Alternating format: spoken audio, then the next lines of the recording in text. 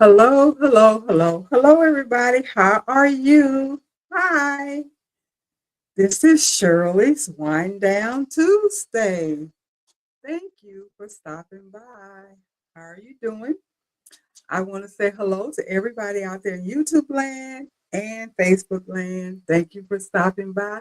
And of course, to everybody that's in the chat so far. And I'm opening the door and welcoming everybody to come into the chat tonight.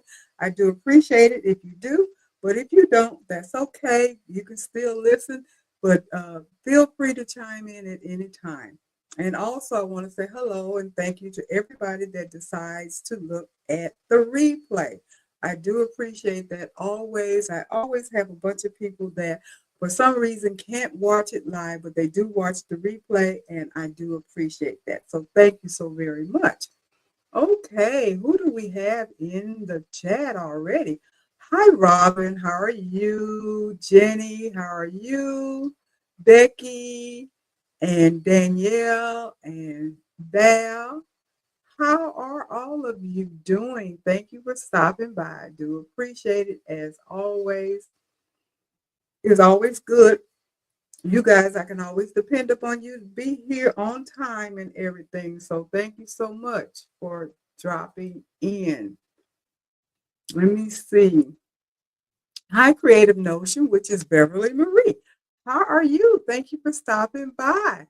I'm sure I've seen you before, but I don't know if I knew your name. But anyway, it doesn't matter. I'm just glad that you're here. So wonderful to meet you if I have not seen you before. And if I have, please excuse my memory because I cannot remember everybody that comes and goes. I try to do my best, but sometimes I do forget. But anyway, I'm glad you guys are here. Um, as you guys know, of course, I'm working. This, I'm hoping, is going to be my last week of full-time work, and I will get a chance to get on my part-time schedule starting next week. I did talk about it and everything, so I'm hoping that that is going to be the case. Hi, Creative Notion, or Beverly. Can I call you Beverly? You're happy about the topic. Good, good. I'm so glad that you are. It's always a challenge for me to try to come up with something of interest to people.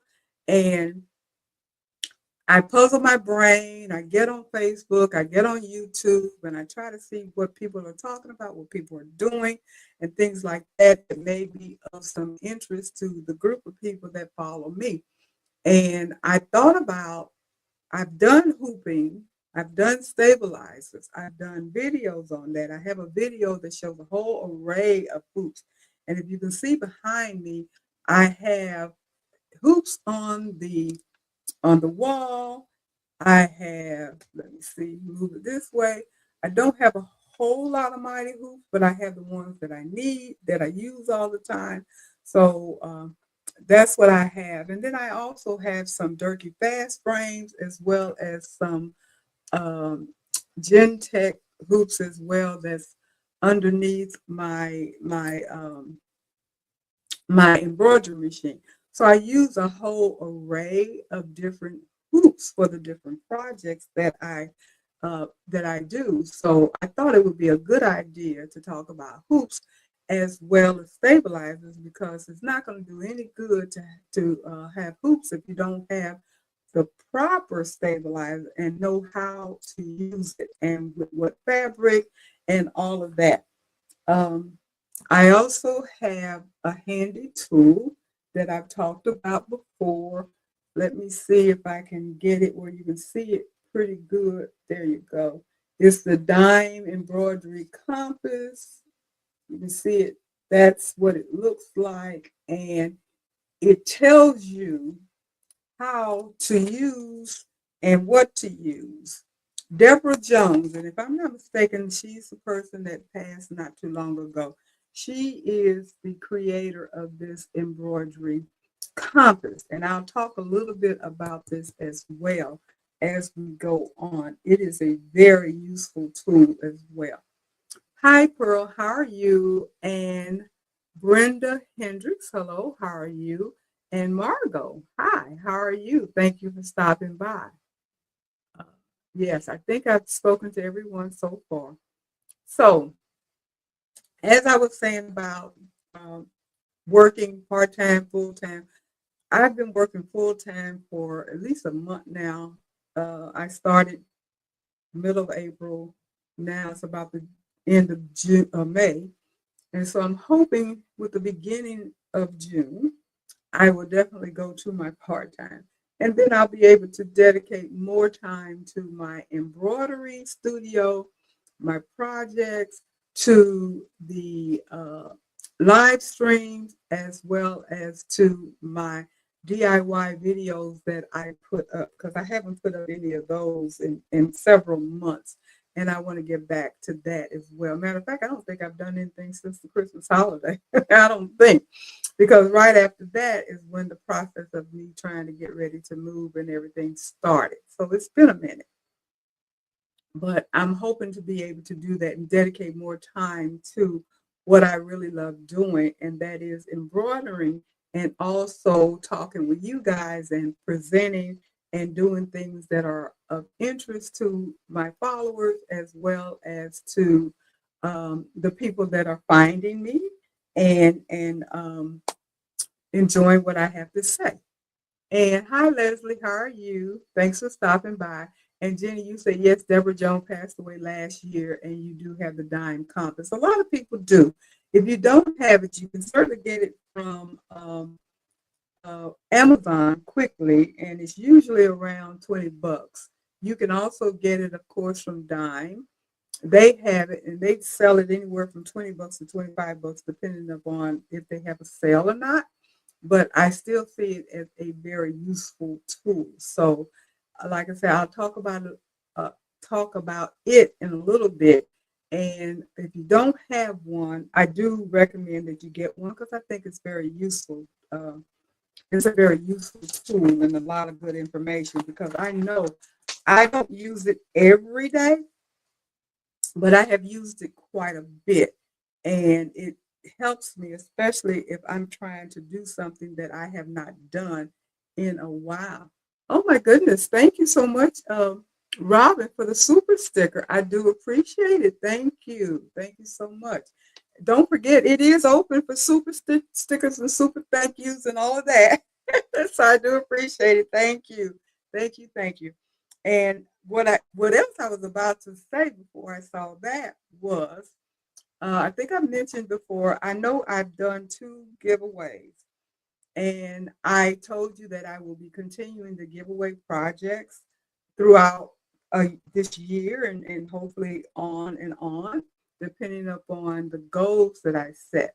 And the next goal that I have set for the next giveaway, and I'm hoping it's going to happen soon, because I like to do that, is when I reach 2,500 subscribers. And I'm on my way. I still got a ways to go. I got about 340 more people to get. So that's not that impossible to do, and it can be done quickly if you spread the word and tell the people that don't watch me that you know to watch me, to subscribe. And the subscription is free. You don't have to pay.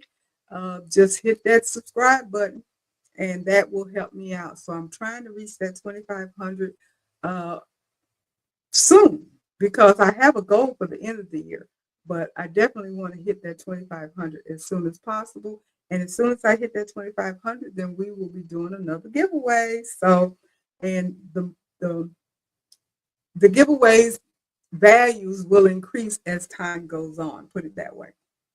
So, hi, Sharon. How are you? Thank you for stopping by. And hi, Marissa. How are you? Thank you for stopping by. So, what I wanted to get started on is hooping and stabilizer, and what I have discovered. Actually, today, when I got home, I was looking at a video that Sweet Pea put out just recently about how to achieve perfection in hooping and stabilizing. And the one thing that stood out that I took note on, that kind of surprised me, because it's a little different than what I had initially learned when I first started embroidering. And that is not to hoop your stabilizer tight as a drum. That surprised me a little bit because if I remember correctly, I was told that you want to get that drum sound. And maybe that was my interpretation of it being tight as a drum. You have it taut, and you want to pop it and get that drum sound. But they mentioned that it's very important that you do not have it tight as a drum because if you do, you will cause the stabilizer to stretch. And once you unhoop it after you've done your project, then it is going to collapse. And that's where your puckering comes or could possibly cause puckering. So that makes perfect sense. I just wanted to make sure that I put that out because I don't know if other people heard or thought the same thing that I thought. She said that it's okay when you are when you are hooping your stabilizer and you're not using magnetic hoops, which I do.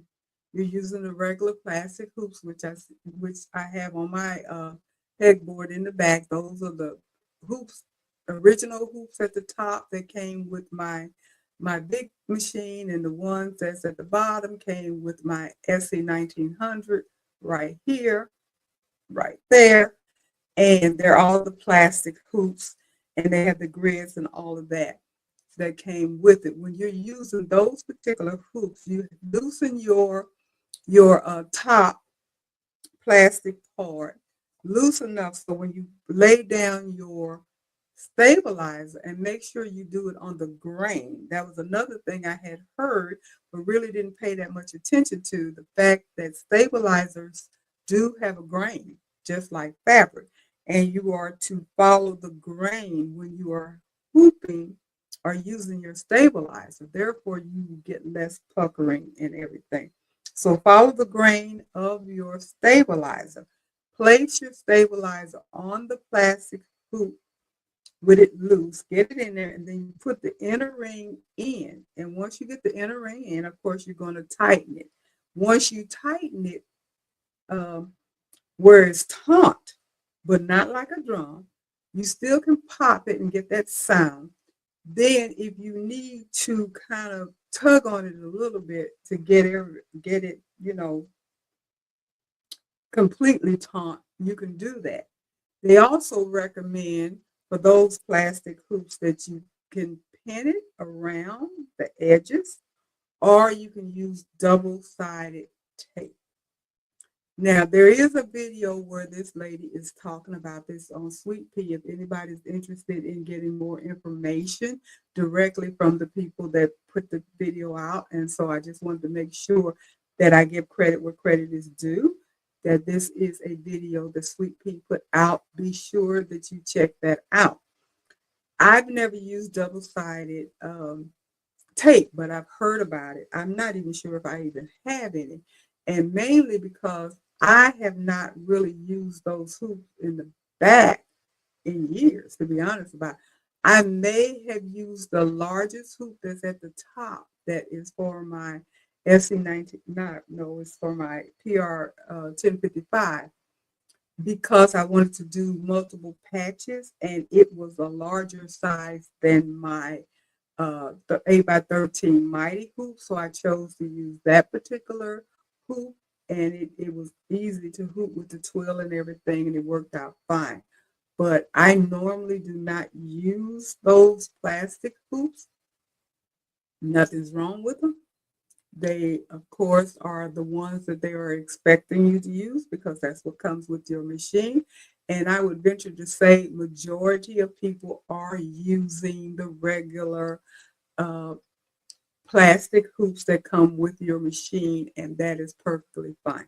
For me, because of my arthritic hands, it was much easier for me to switch over to magnetic hoops. And that really saved me because I have to be honest about it. When I first got my embroidery machine, my single needle machine, SC 1900, and I tried to hoop towels, I struggled. And it was extremely difficult for me and very frustrating to the point where I wasn't sure if I was going to continue to do embroidery because it wasn't fun. If I'm spending so much time trying to hoop the project before I could even put it on the machine. And when I discovered that there were magnetic hoops, which is this one right there. Those two are magnetic hoops. The ones at the bottom, you see the little round things on it. Those are magnetic hoops. There's a 5x7 and a 4x4, I believe. And I got them off of Amazon, and they do fit on your regular single needle machine. So as Joni was saying, she floats her towels. That allows you to float because it's a magnetic hoop. And you can float with the regular one. See, I didn't know about floating, Joni, when I first started.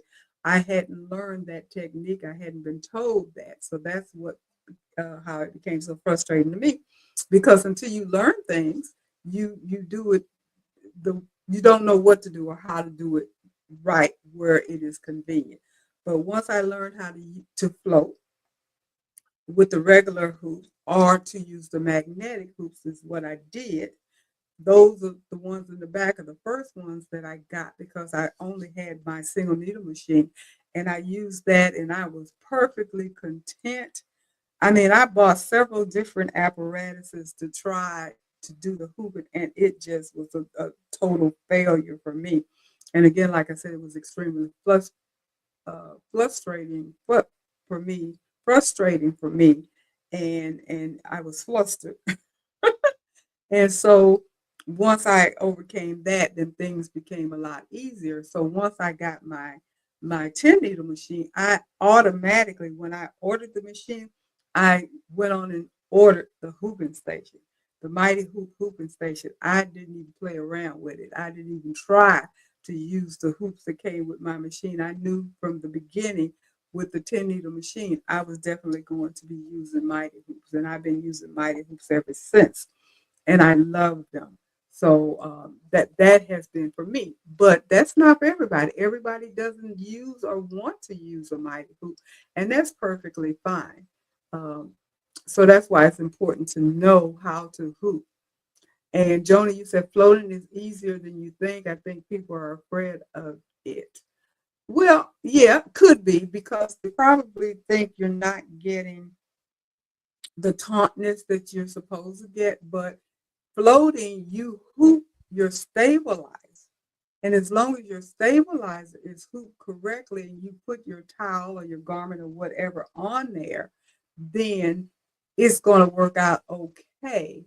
Um, for me, I loved using those magnetic hoops in the back because I actually was able to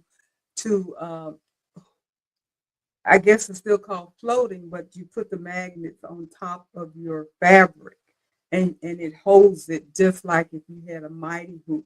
And it worked out perfectly for me for my single needle machine.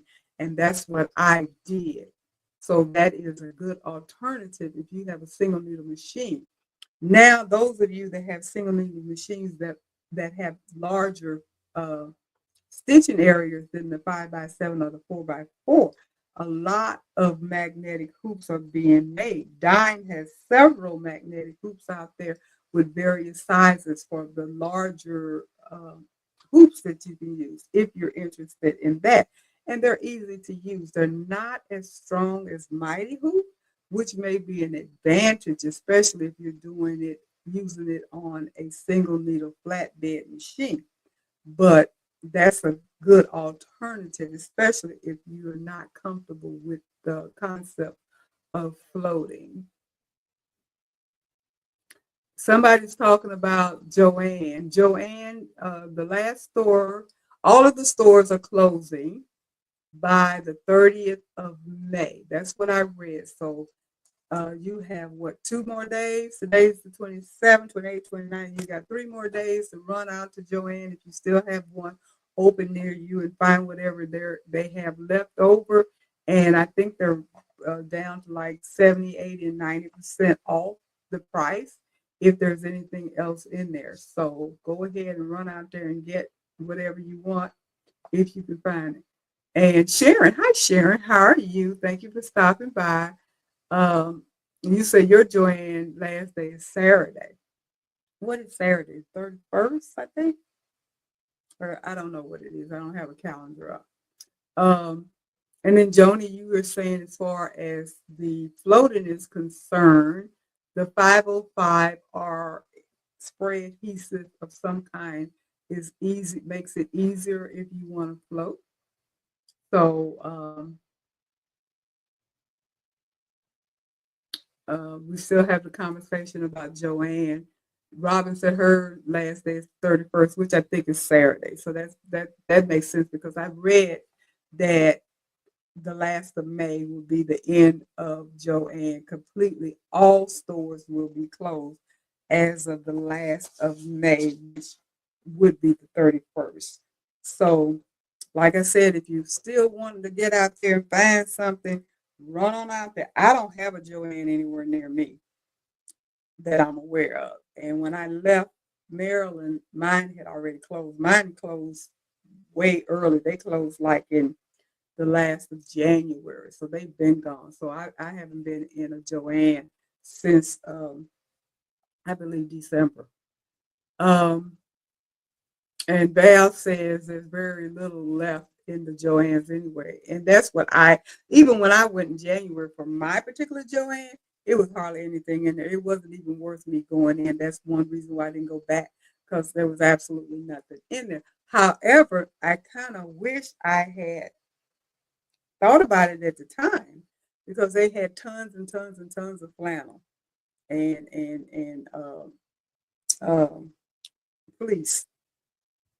And now that I'm going to do a rag quilt, it would have been advantageous for me to have bought some of it, and I didn't. So now I'm trying to figure out where in the world am I going to get enough fleece to do what I want to do at a reasonable price and where I'm going to get it, but I don't know. So anyway, I'll worry about that when I get to it. And Leslie, you were saying as far as the floating is concerned, you use T-pins. So T-pins, adhesive, all of those things are good if you're going to float. And let me answer Margot's question. I moved back to the state of Missouri, which is my birthplace. I was born in St. Louis, Missouri, and I've lived there off and on practically all of my life. But I am currently in Kansas City, Missouri, which is across the state. St. Louis is on the east side, and Kansas City is on the west side, and it goes straight across Highway 70. Just keeps straight across from each other. And they're about 2.5 hours apart. So that is where I am now. I have lived here before about 30 years ago, not quite 30 years ago. But I lived here for about 9, 10 years when I was a pharmaceutical rep, because this was one of my very first territories that I had for that length of time. When I was working as a pharmaceutical rep, this was my territory, and I had half of the state of Missouri, where I went north and south and west and a little bit about 100 miles east of Kansas City. That was pretty much my territory. So I would say 100 miles and 100 miles east and maybe 70 miles north, 70 miles south. And I didn't really go west too far. I didn't go too far west. Because Kansas City is about as far west as you can go. I just thought about that because you go, it doesn't take but a hot second to be in the state of Kansas, and I didn't go into the state of Kansas as my territory. But this is where I am now, currently in Kansas City, Missouri, working uh, for my very good friend. We've been friends for over 30 years. She has a business, taking care of developmentally disabled or what the challenged individuals in their community homes, and she needed a nurse to help with nursing stuff. I don't do any hands-on nursing. As long as I'm not doing any hands-on nursing, I'm cool. But all the other stuff, making appointments, checking with doctors and medications and all that kind of stuff, I can do. And that's what I do. And been here about, what, a month and a half now? So, and been working. That's what I am doing. But I'm going to get back to spending more time with my studio because I came here to work part-time. Currently, I've been working full-time to try to get things up and rolling, and we're just about where we need to be so I can step back and get to my part-time like I planned to when I moved here. And Val, you said there was still a good bit of fleece, but you had to buy whatever is on the boat. They will not cut it. Okay, that makes sense. They want to get rid of it. But I don't have anything around me, so I'm not even going to worry about it. And they were selling it for 80% off and another 50% at the register. Oh, that ain't bad. That's giving it away. Maybe I need to check and see if the one that I saw, where did I see that? In Independence is still open. And if they are, maybe I need to run up there and see if I can get me some fleece this weekend. I might need to do that. So, Margot, you said to show me steak. Yes, it is. And I've always used that. You know, I'm from Missouri. You got to show me. That has been my motto almost my whole entire life. I'm from Missouri. You got to show me.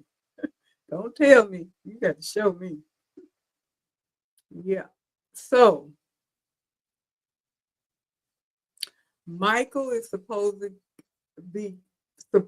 to carry more fabric. I have not been to a Michael since I've been here, so I don't know. The Michaels that was near me in Maryland before I left had no fabric, so I don't know.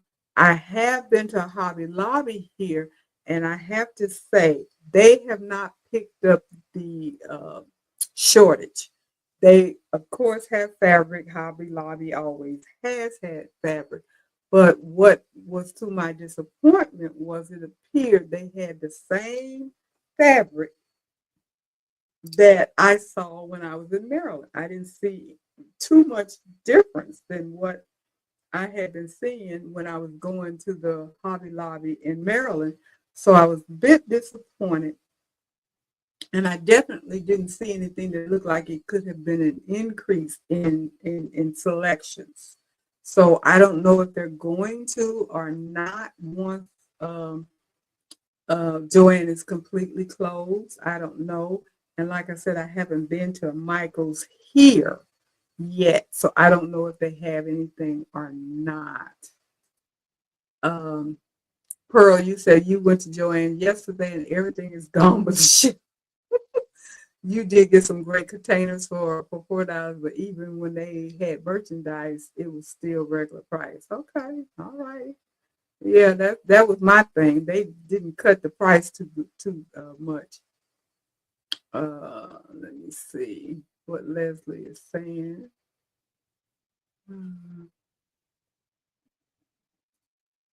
And Leslie, you said the fabric is in the back of Michael's stores everywhere you go. Well, good. Well, maybe they have picked up because like I said, when I went to Michael's in Maryland, I haven't been to one here. There wasn't any fabric in the store, and I went all the way through the store and I went to the back because that's what I had been told. But they may have some here, so I'm going to have to check it out and see if they have any. My question is the fabric any good? That's the question. Is it any good? Is it at least the quality of Walmart or the quality of Hobby Lobby or even Joanne? Is it, synonymous to that or not? I don't know. Hopefully it is. If we have to choose going to Michael's and Hobby Lobby for fabric until, something else comes up. Because for me, ordering fabric offline is not something that I'm looking forward to. Not to say that I won't, um, but I like to see, feel, touch, all of that because you can't really get a good feel for the true color of a fabric by looking at it online, nor can you get a good feel of the fabric, the weight of the fabric, the density of the fabric. Like, oftentimes when you buy white fabric, it's like paper, you can see through it. I was in Walmart over the weekend, and the Walmart the nearest Walmart to me does not have a fabric department that cuts fabric. Now they have quite a bit of pre-cut fabric, the 1 yard, the 2 yard, the 5 yard, and the fat quarter. So they have an array of those fabrics, but they don't have fabric on boats where I go. But I was pleasantly surprised to find that they did have some kind of cute 1 and 2 yard fabric, pre-cut fabrics that I was like, I probably could pick up some of this, especially if I'm trying to do something quilt wise. But they didn't have fleece, and they didn't have flannel. They only had the cotton Waverly, which Waverly is not a bad product. So there was Waverly fabric, but again, the white fabric was paper thin as usual. And Pearl, you said Michael sold good quality fabrics back in the 70s, so hopefully they will still offer good fabric. I hope so. I don't recall that, but I hope so. And Robin, you said, can I use wash away fabric stabilizer on top of a tile to embroider? Yes, yes, yes. That's what we do, Robin. And we can talk about it tomorrow night. But yes, because I know you want to do that project. But yes, I use wash away on top of my tiles all the time, or not down. So, like I said, we can talk about it tomorrow night if you want to. But those are the two options that I have done myself that is recommended when you are embroidering on tiles.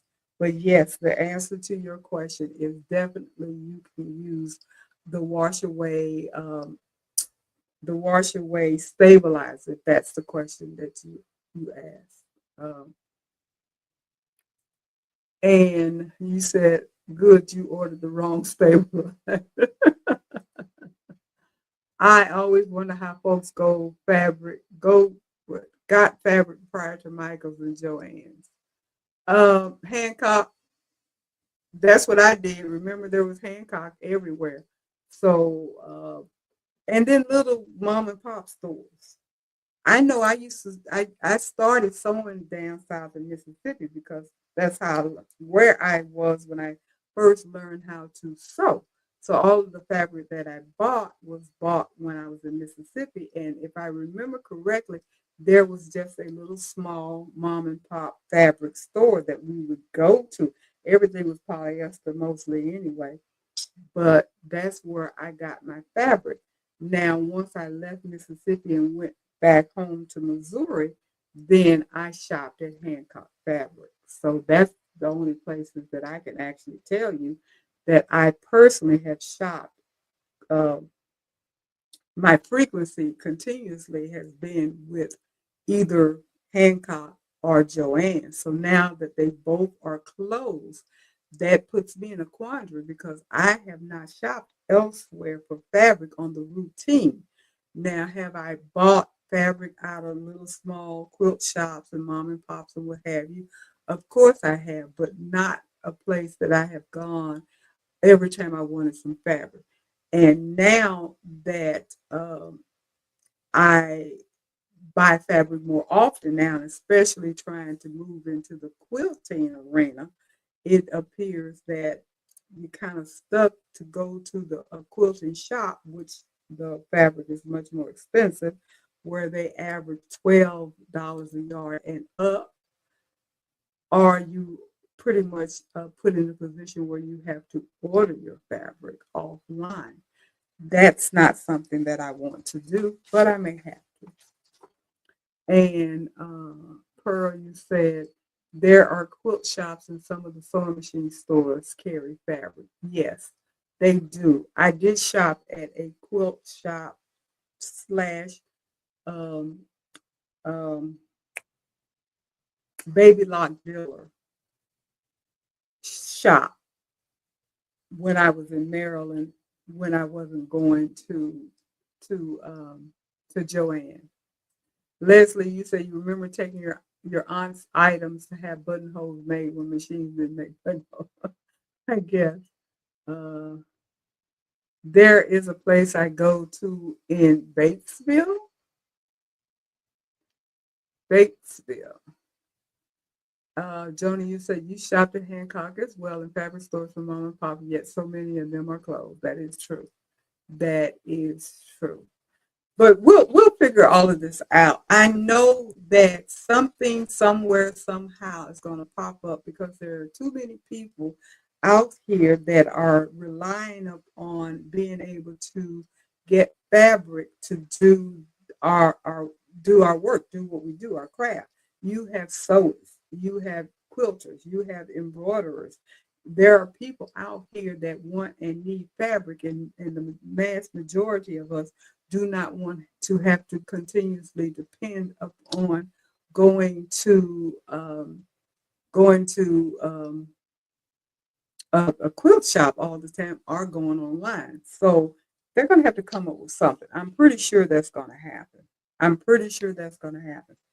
So let me get back to what I was saying about uh, about the hoops. So wanted to just say I did look online, of course, as I always do, to get some information about what the AI is saying about hoops. And of course, there are things to consider. Size matters. Larger hoops allow for bigger designs, but they do require more stabilization, as we know. The bigger the hoop you have, the more stabilizer you have to use. I have a 14 by 14 jumbo hoop for my machine in the back, and I have this big, huge rolls. I have it in black and I have it in white. And of course, that's what I use. If I don't have enough um, of that, which that hasn't been the case in a while. I will double it. Now I have used the no-show mesh, poly mesh, for some of my large hoop designs, and I haven't gotten any no-show mesh that's large enough to cover the whole 14 by 14 hoop. So I have doubled those. Well, not like double, but just kind of attach them together to make it, fit the whole hoop. I've done that, and that works out fine. So you are going to have to use more stabilizer, which is more money, but the larger the hoop it is, um, you have to consider material and the grip of the hoop. The magnetic and the clamps and adjustable screws help secure the fabric better, which is on all your hoops. You have to, of course, obviously consider compatibility. You have to make sure the hoop fits your machine model. And especially if you're going to move into aftermarket hoops. And aftermarket hoops are any hoop that you purchase outside of the hoops that have come with your machine are made for your machine brand. If you have a brother machine and you buy brother hoops, that's not necessarily considered aftermarket because it has been made for your machine. But if you buy Mighty Hoops, Gentech, Durkees, or any other um, branded hoop other than the brand of your machine, that's considered aftermarket. And you have to make sure that the brackets will fit your machine. So it is very wise and encouraged. Matter of fact, it's only what you can't get around it. when you're ordering your hoops, wherever they are, you have to make sure that that company, the person that you're speaking with, knows what brand machine and size machine that you have. So they will definitely make sure that you have the correct bracket so your machine, your hoop will fit your machine. So perfect example. I had a different brand big machine. And I had bought my first Mighty Hoops to fit that particular brand machine. When I switched machines and went to the Brotherton needle, I did not have to get rid of my Mighty Hoops, but what I had to do was order brackets that fit the Mighty Hoops that I had. So I was able to keep the hoop frame, just take those brackets off and put the new brackets on that were specifically made to fit my machine. So be sure you do that. Also, I had they're not the Durkee fat, they're the fast frames, but they weren't the Durkee. And it comes with a specific arm that fits your machine. Now that particular product, I had to sell it because when I called the company, they would not switch the arms. They said they couldn't do that. So I had to buy a whole new set. So what I ended up doing was selling that particular set that I had. And then I ordered the Durkee fast frames that fit my machine. So that's how I handled that particular situation. So be sure that you make sure that your hoops that you are purchasing will fit your machine. And you also need to look at the ease of use, which is the clear markings and grid sheets that come with your machine so you can line everything up perfectly. They have the grids that come that you place inside your hoops, especially if you're using the plastic hoops. You don't get grids with your magnetic hoops, mighty hoops, but you do get the grids with your plastic hoops. And the markings that are on your hoops. You have markings on all your hoops, including Mighty Hoops. Mighty Hoops do have the center markings on there, so it can help you with your alignment.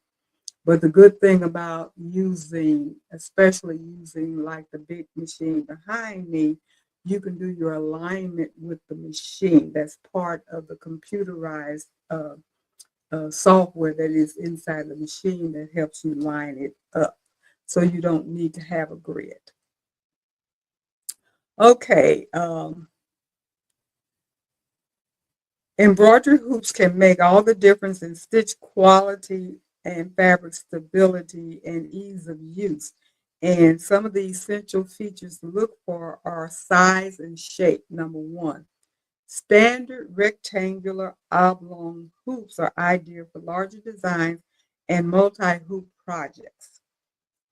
Round hoops, which I don't have one, but I do intend to get one, provide even tension, great for smaller projects. Now, if you've ever seen any of John Deere's videos talking about hoops, he definitely talks about and recommends the round hoops. And the reason why he does that is he states that you get an even tension and grip with a round hoop, which makes sense because he said because of it being round, it is even all the way around as far as the tension is concerned. So that will give you a much better stitch out. I don't have any round hoops yet, but I am seriously considering getting some round hoops. Um, and they're excellent when you're doing smaller projects because I don't think they have a lot of real large round hoops, but they do have various sizes in the round hoops that you can look at. And Mighty Hoop does have some round hoops. I don't remember the sizes, but they do have one or two round hoops if I am correct. And then speaking on size and shape, the jumbo hoops, like I mentioned, the 14 by 14 is best for large scale embroidery or quilting. And then, of course, you have various sizes for your hoops, depending upon what your machine can can hoop. The largest hoop for my machine, my PR 1055, is a 13 by 14, unless I do the mighty hoop and flip it. Also, material and frame strength is important. Plastic hoops are lightweight and common, but can flex under tension. Metal hoops offer better durability and grip, but are often heavier, so that can cause an issue with the vibration and so forth. And then they have hybrid hoops, which has a plastic frame with metal inserts, and it combines the durability and the ease of use. Number three is your fabric grip and stabilization, which of course is very important, because if you don't have the correct stabilizer and hoop it correctly, then you're not going to get that perfect embroidery. So it's important that with the adjustable screws, it allows for you to have the tight tension control. But remember, as I stated in the very beginning, you don't want it to be tight as a drum. Like I used to think, I used to tighten that puppy as tight as I can get, because I thought that's what I had to do. But you don't need to tighten it that tight. You do need to have it taut. You do need that drum sound, but you don't have to just tighten it so tight that you can barely get it undone like I used to do. So that was kind of news to me, and I'm glad that I got that information. So I'm passing it on to you.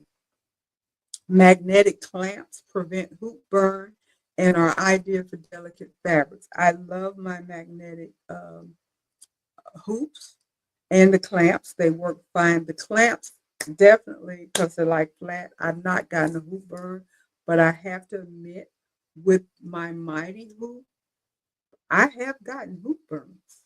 They're not severe to the point that they're difficult to get out. You can kind of rub them out.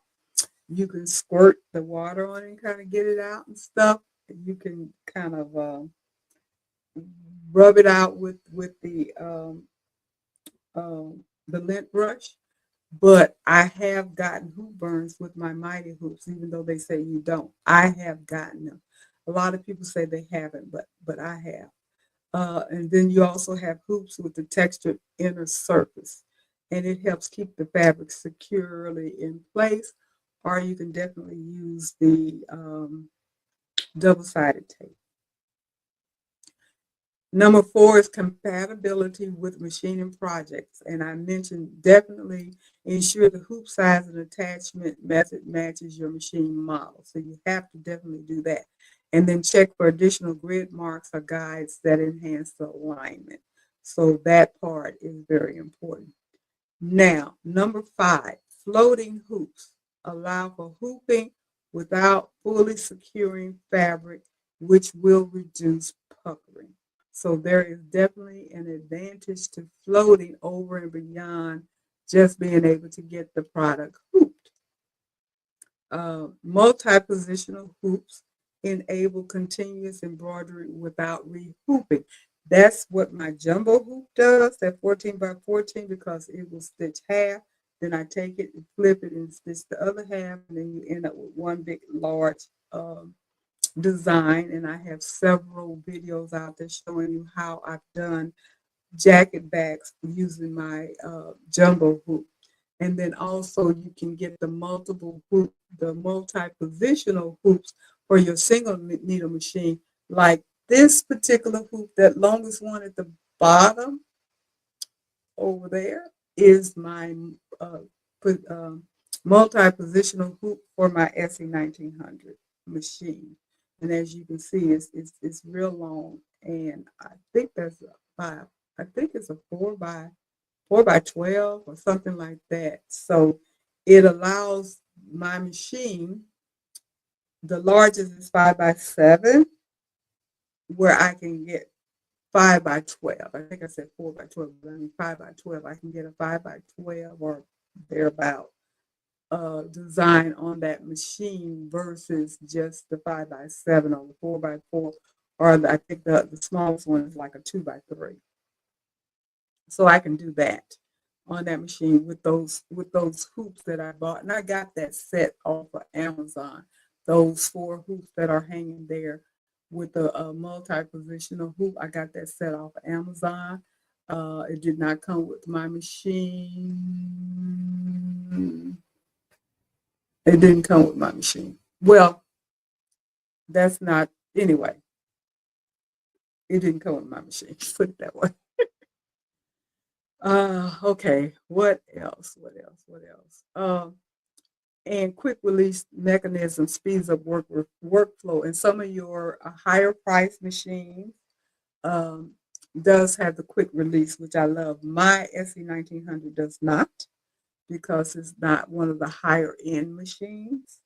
Um, but I have seen the higher end machines, Luminaires and Stellaires and Dream Machines and all of that stuff, with the nicer hoops and the quick release, which I would love to have, because it makes a life a lot easier. Um, yeah. And Leslie, you said you got hoop burns on your Easter basket, but it disappeared overnight. And I'm assuming that was when you used your 5x5 mighty hoop. I think that's what you told me you used. But yeah, you can get hoop burns with those mighty hoops, even though they claim that you can't, but you can. Um,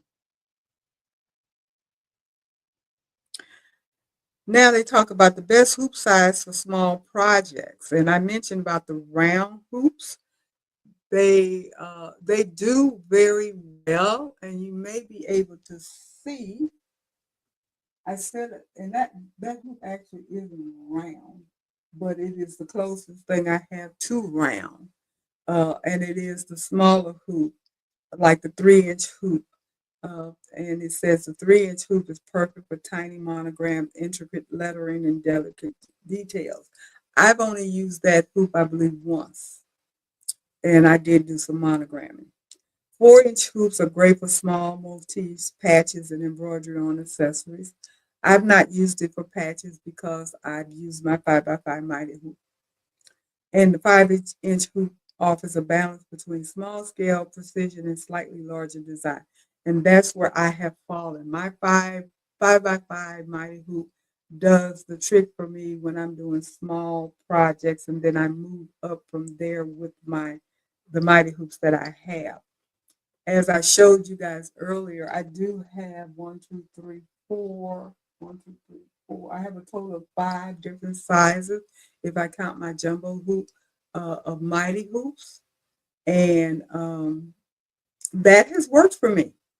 I have not bothered to buy a lot of other sizes because I've been able to do practically everything I want with those hoops. Although I do intend to grow my mighty hoop stash, and definitely get 1 or 2 round ones, and probably some other sizes like the taller sleeves and stuff like that, because I am finding myself doing more sleeves. But I have to be honest about it.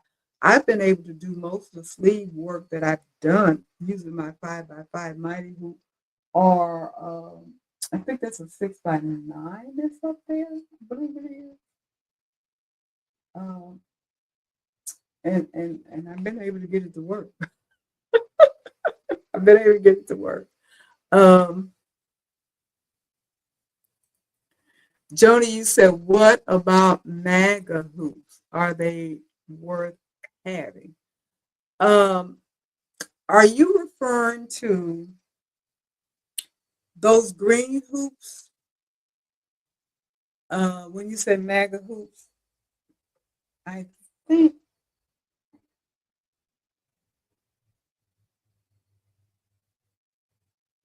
these are MAGA hoops. What is a MAGA hoop? Let me know, because I'm not quite sure I know what a MAGA hoop is.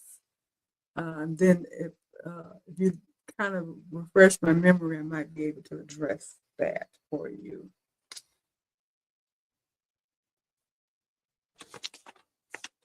Okay, they're giving some pros and cons of metal hoops versus plastic hoops. The pros are superior tension, basically says it holds the fabric tighter and reduces puckering.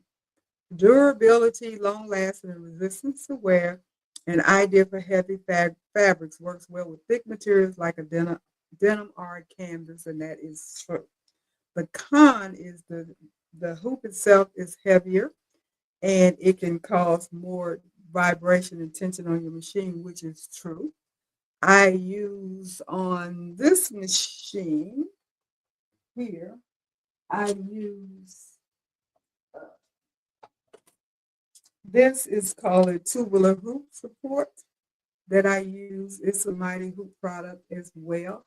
And I use this it basically supports the hoop and it cuts down a lot on that bouncing up and down tension that you get using the Mighty Hoop. And I love using that.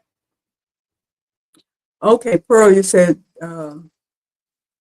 Dimes make the MAGA hoops, and I was wondering the same thing before I buy one. Let me tell you, I cannot address that because I don't own a dime MAGA hoop. And the reason I didn't see how it was going to be advantageous to me because they don't have one, if I'm not mistaken, that fits my SE 1900. They do fit the larger machine, the machines that have larger sewing space, like the Luminaires and the Stellaires and the Destinies and all those things, and those machines. So for me, I've not invested in one. However, I have heard that they're not the magnet, because it is a magnetic hoop, is not as strong as the magnet for Mighty Hoops. Now, because Mighty, I'm not sure if Mighty Hoops have um, hoops for the flatbed. Now I know they have a hooping station for the flatbed, but I'm not quite sure if they have the hoops yet because I haven't bought any. So I guess the decision would be whether or not you um, want to use magnetic hoops on your flatbed machine. That is your option to have a magnetic hoop because they have various sizes, and I know they're popular. People use those dime magnets a lot, dime hoops, MAGA hoops a lot. And if I had a flatbed machine that had a larger stitch area than a 5x7, I may be tempted to get one. But right now I haven't. Um, but I know there are people on here that have. So if they don't mind chiming in and giving their opinion, then go ahead and do so because I can't respond to that. But like Joni said, MAGA hoops are magnetic and they're a dime product, if I'm not mistaken. And Joni, you say you understand it helps with larger products and you don't need adhesive and you bought one but haven't used it. Um, you don't need adhesive with any magnetic hoop because the magnetic hoop itself is going to hold everything in place. So you would not need to use adhesive spray or the double-sided tape and all of that kind of stuff if you are using a magnetic hoop. Um, unless you are still trying to float. And there are situations where I have floated with using a mighty hoop, and the reason I floated, I I hooped the stabilizer, and then I just laid down the fabric, and I did sprays when I was making masks, and I was using my 5x5 for the mask. I hooped the stabilizer, but I cut out the mask shape and I sprayed adhesive on that and used pins, and I just pinned it to the stabilizer. So basically floated that, and I would stitch on it. So yes, you still can use adhesive using a magnetic hoop. It just depends upon what it is you're doing, what your project is. If you're not actually catching the fabric itself, you have to have something that's going to stabilize it and keep it in place. So that's going to either be a little tape, some pins, or some spray. And but your stabilizer is definitely hooped and taunt with um, your hoop, your mighty hoop. And Becky was saying, if you ever start using magnetic hoops, you will use them all the time, which I agree with that 100% because that's me. I don't use those plastic hoops in the back. I'm just being honest about it. I don't. I can count on one hand, most likely, how many times I've used those plastic hoops back there since I discovered a magnetic hoop. Of course, when I first got my machine, my SE 1900, and did not have magnetic hoops, didn't know anything about it, that's all I used were the plastic hoops. But once I discovered magnet hoops, even the ones that's back there with the little magnets that you sit back on there, magnet hoop, magnet and hooping was my friend, still is my friend, and that's all I use. And I don't intend to use anything else. I don't. Um, and Joni said, "Thanks. That's encouraging." I mean, she said it, and I'm saying it. That's where I am. And Leslie, you say you have a diamagnetic hoop for your Destiny. That's what you got before you got your multi-needle machine. So yes, people do use them for their flat needle machine.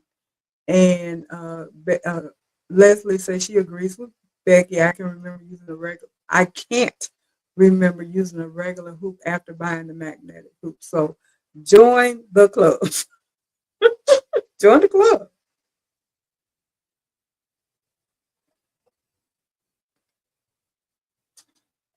It is very easy to use a magnetic hoop. And if you decide to use the hooping station that you can purchase from Mighty Hoop, that's even better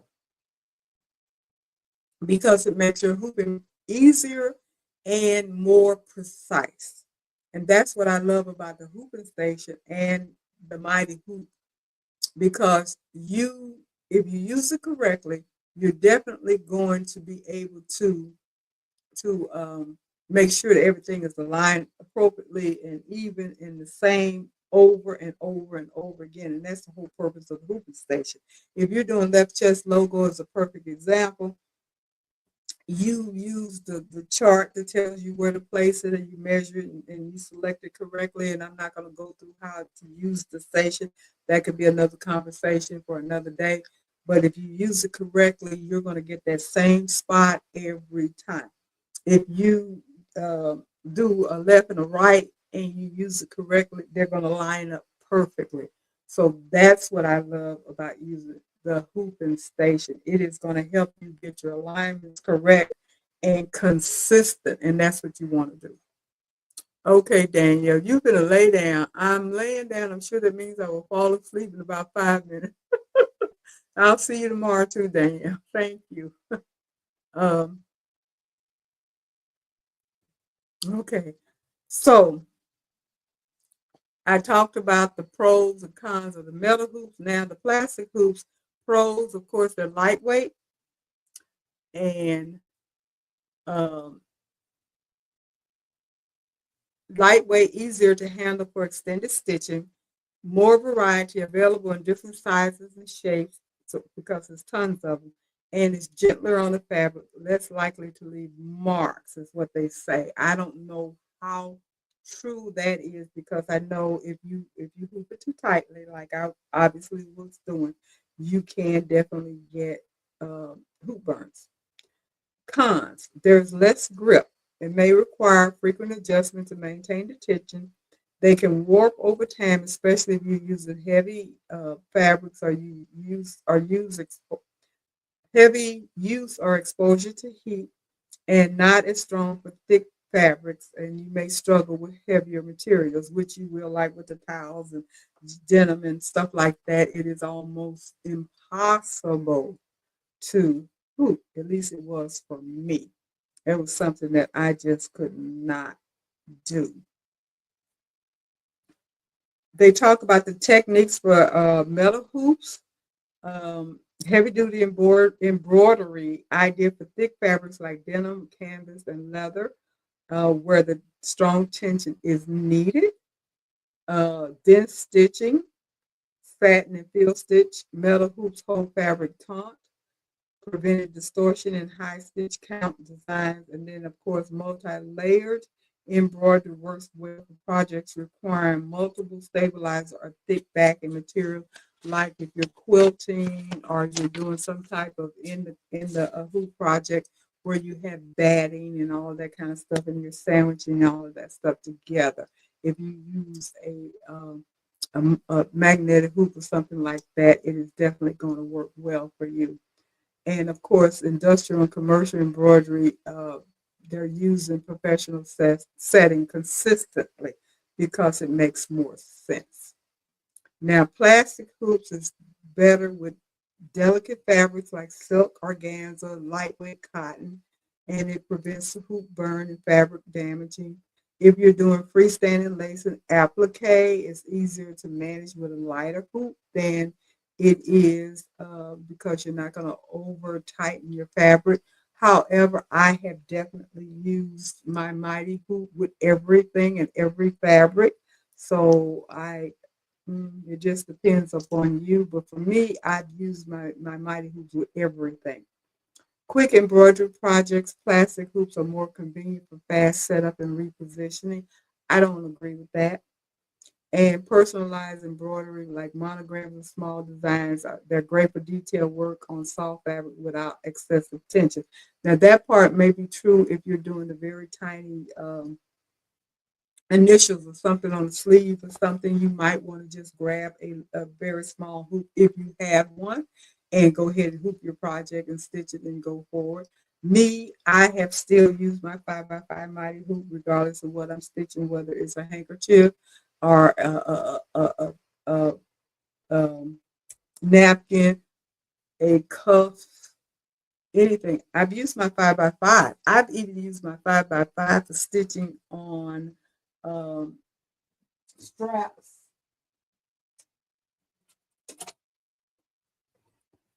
Something that is as small as this. This was stitched using my 5x5. I just hooped this little strip of whatever this is, strap thing, stuff, and I aligned it with my 10 needle machine back here, and I stitched it, no problem. I didn't buy that little belt hooping thing that Durkee has that costs you $200-300. I didn't do that. I used what I had. It worked fine. I had no problem. So you can use it. I am thinking about looking into that Durkee one. And the only reason I'm thinking about it, in all honesty, is that I'm curious about doing shoestrings. I've seen them. I thought about them. I think it's a good idea. However, I'm not sure how comfortable I would be using the mighty hoop for that. And the only reason I'm saying that is because if I read the directions correctly, talking about that belt hoop thing that Turkey has, and I'm sure you guys have seen it, they have the slots on there where you can actually put it, align it correctly and stitch on it. But I still think I can do that with my machine because it has the alignment detail on it. So I don't know. It's just a thought. I haven't done it, so I'm not quite sure if that's what I'm going to do or not, but it is something I'm curious about. Uh,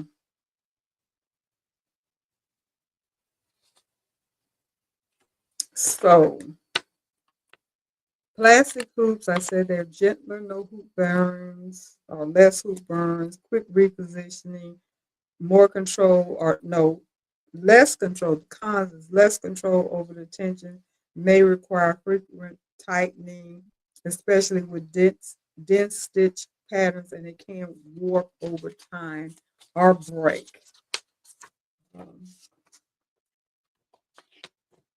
so that is what I have on hoops. And Jeanette did the shoelace embroidery. You know, I think she did. And I did she do it on her big machine, Leslie? Because I didn't see it. I think I remember you guys talking about it, but I didn't see that video. So I'm just curious if she did it on her big machine.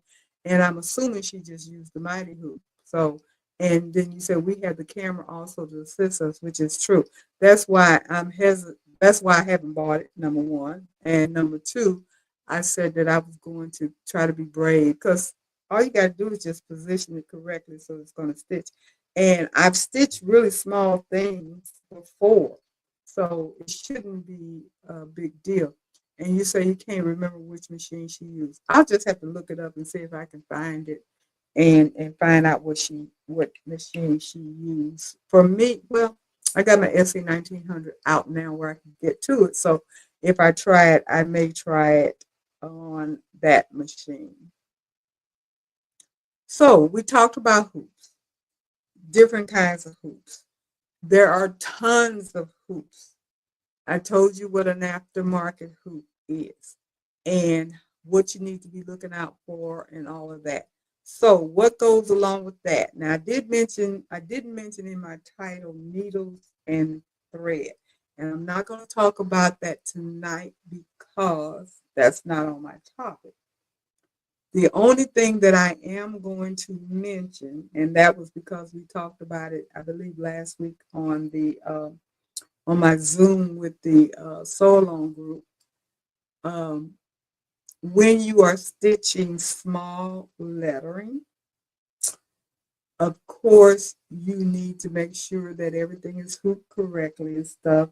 You have the right stabilizer, of course, but you definitely need to make sure you have the right needle and the right thread. And just want to remind you, you need to use a 65-9 needle, 65-9 needle, and 60 weight thread.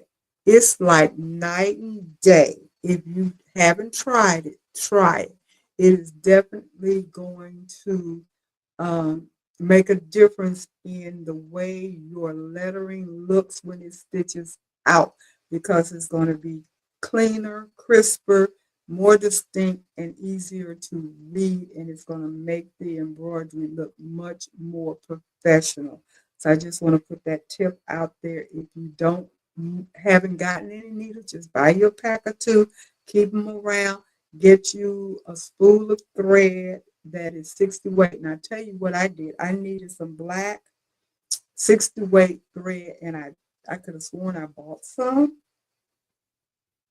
Madeira 60 weight black thread. Could not find it to save my neck. Then I remembered I had bought uh, bobbin thread on a roll, on a cone, and it's 60 weight. And I had a spool of white and a spool of black that I bought when I very first started embroidery, not realize I ain't whining no bobbins. Why do I need this? But I bought the bobbin thread. And I said, I got black bobbin thread. That's 60 weight. So that saved me. I grabbed it, stuck it on my 10-needle machine, and I stitched away, and it was absolutely perfect. So do not forget that. Um, Leslie, you said Dime had a sale on 60 weight thread in a bundle. You showed me the bundle. It looked really good.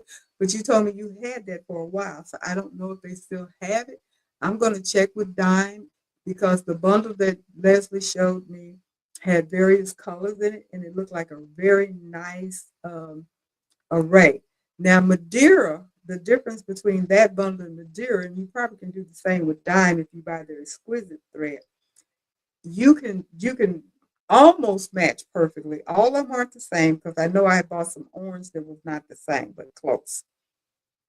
You can almost get the same 40 weight thread that you get the 60 weight thread if you want to do a project where you need 40 weight thread because that's your regular weight for whatever else you're doing, but you have some script that you want to include and you want it to be that color, then you can get the 60 weight thread for your 65-9 needle. And so you have it. So just keep that in mind. However you do it, just make sure. I would recommend to have at least 1 or 2 packs of 65-9 needles, and then at least get you a black spool and a white spool of a 60 weight thread to have around just in case you do some lettering. Because you can definitely do it in black, you can definitely do it in white. If you need to match a color, then that's when you're going to have to get some Madeira or something, dime, exquisite, whatever, candle, whoever sells the 60 weight thread where you in different colors. So yeah. And Leslie, you were saying about the shoestrings, you said that she used wider laces. So I guess that's the key. If you're going to do shoelaces, it needs to be a wider shoelace and make it easier to be able to stitch on it. So now we can talk a little bit about stabilizers. And choosing the right stabilizer, of course, is crucial for achieving clean professional embroidery results. We all know that. What I do want to say, um, you have tons of branded stabilizers. Some are more expensive than others. I have bought 99% of my stabilizer off of Amazon. I don't think I've had any issues. Everything has turned out fine. And the reason why I've continued to do that is that I remember watching John Deere on several occasions talk about stabilizers. And he mentioned, or he definitely said, the brand and cost of stabilizer is not important because they are all manufactured out of just a very few factories and then labeled for all the different brands and shipped out, kind of like cereal or whatever. You know, you get the generic brand and you get the branded brand, and they're the same. Like, let's say medication, for instance, you can get the branded Tylenol or you can get the generic Tylenol and save $5 or more. They're the exact same. They're the exact same, just manufactured at a different uh, factory, but the ingredients is the same. Same thing with stabilizers. So don't get caught up on the brand name of a stabilizer and buy high priced stabilizer because you're going to be, there's a huge cost discrepancy in stabilizers based upon who's selling them. That I have seen. What is most important that you have to pay attention to is the type of stabilizer and that you get the right stabilizer for the project. And we all know the common types are your tearaway, cutaway, wash away, heat away, and then they're mentioning a stitch and rinse. But tear away, cut away, wash away, heat away are your main types of stabilizer. And that's it. The brand that you purchase does not matter, according to John Deere. Tear away is best for stable fabrics like cotton and linen. The pro is easy removal, good support for light stitching. The con is can weaken dense designs. So the word is if you wear it, don't tear it. And I've stuck by that pretty much. Your cutaway, best for stretchy fabrics like knits and fleece. Pro, it is permanent support and prevent distortion. And that would include your polymesh no-show cutaway stabilizer. That is a cutaway. And it does require trimming after embroidery. Then, of course, you have your wash away, which is delicate fabrics, lace, towels, anything that has a pile or a nap, as they say. It dissolves completely once you wash it or soak it in water or put some kind of water on it. And it's great for freestanding lace. And there are various types of wash away. And I've used different, the thicker ones that look like plastic, like a thick plastic. I've used the real thin ones. I've used the ones that look like paper or cloth called Vilene, which I love, especially for freestanding lace and for my screens. That's what they recommend if you're going to do the screen embroidery is the Vilene. So I use Vilene a lot. It's kind of expensive, but I use it anyway because I love it. It is not ideal for dense designs. And of course, it is wash away. So if you use it, you can peel a lot of it off, which is great. You can just pull it off. But some of it definitely has to be wet. You have to put some water of some kind on it to get it all off. Now, your decision to use it for something that you are going to sell will depend upon whether or not you think you can get all of it off just by peeling it off, or if you don't mind washing it, soaking it in water or whatever. So that's your choice. Heat away. It is best for fabrics like velvet and silk because you can't wash it. It leaves no residue, ideal for heat sensitive material, and it requires careful heat application.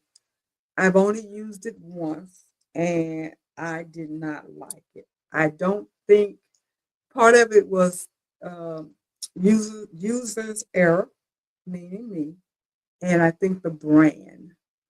So I may try it again with a different brand. As I just told you, brands don't matter, but I will definitely think a different brand might be better. I don't know. I just heard that that was the case, but I've only used it once and I was not happy with the results of it. But I'm not going to just totally give up. Now, stitch and rinse is for light cotton and linens, provide temporary support and washes away over time and not an instant wash away. I don't know if I've used a stitch and rinse. And they said example of a product that is super punch stitch and rinse. Haven't used it.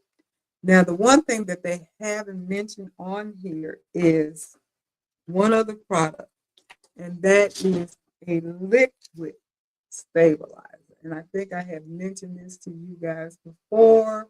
The Material Magic is a liquid stabilizer. That's exactly what they call it. Liquid fabric stabilizer. If you don't dilute it and I use this for napkins. And I have to tell you, it worked perfectly. I soaked my napkin in this concentrated liquid stabilizer. I let it dry. I ironed it. It looked perfect. I stitched on it and I had no problem. Love it. It works really well for napkins and handkerchiefs and things like that where you really don't want to see fabric, um, the tearaway fabric on the back. You don't want to see cutaway fabric on the back, that kind of stuff. So it is an alternative to that. Um, just wanted to put that out there if you have not used it before. So if you haven't used it, give it a try. I think that you will be quite happy with it because I have. I have used it and I really like it. And hi, Mary. Hi, thank you for stopping by. I do appreciate it. Yes. Um, Key consideration for stabilizer. Choose stabilizer based on fabric stretch and weight. Design density. Dense designs need stronger stabilizers like a cutaway. Removal method. Tear away is quick while wash away is best for delicate projects. And project longevity. Cutaway stabilizer provide lasting support for wearables. That's why they say if you wear it, don't tear it. Therefore, they're saying if you're going to use it for something that you're going to be wearing and washing, what have you, you need to use a cutaway because it's going to give you more stability. And I agree with that. If you're putting it on shirts and anything that you're going to use over and over again and you don't want the stitches to distort or anything, then you need to use a cutaway stabilizer. That's just the way it is. And that takes me back to this tool that I was telling you about. And the light, let me see, upside, there you go.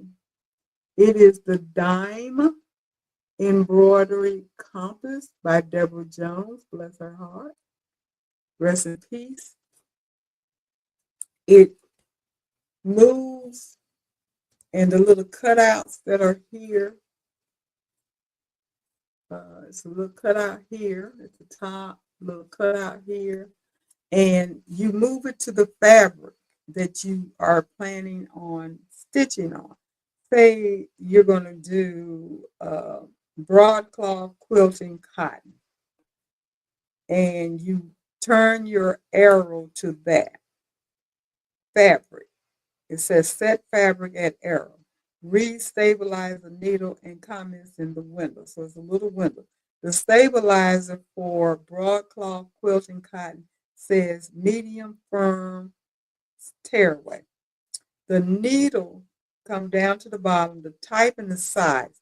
You can use a 7010 or you can use a universal extra slim ballpoint 7511 or you can use a sharp point. The comments are optional, iron, fuse, so soft, or fusible no-show mesh to reverse size for added body. Use firm tearaway beneath. So it gives you all kinds of clues and hints and everything to tell you what to use. Another example, free lace and freestanding embroidery. What does it say? The stabilizer, sew and wash mesh stabilizer. Sew and wash mesh stabilizer, which could be like a violin. The needle is a light ball point, a 7010 or a 7511, and it says to hoop securely and remove with water. So that just gives you an example.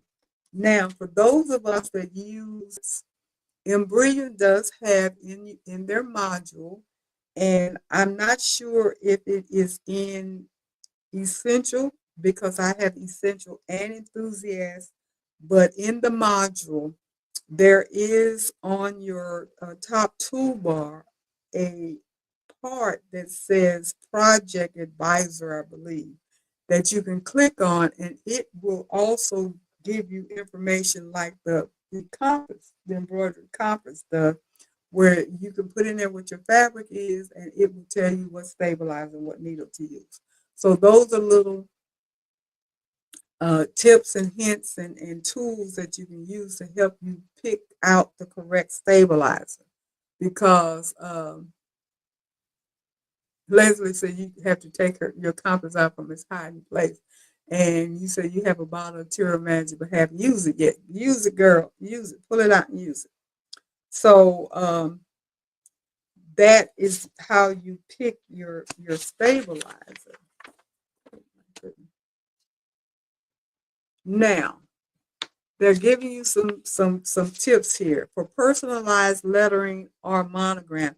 The best stabilizer, they say, is Cutaway. Provides permanent support for high stitch density design on stretchy fabrics like polo shirts or sweatshirts.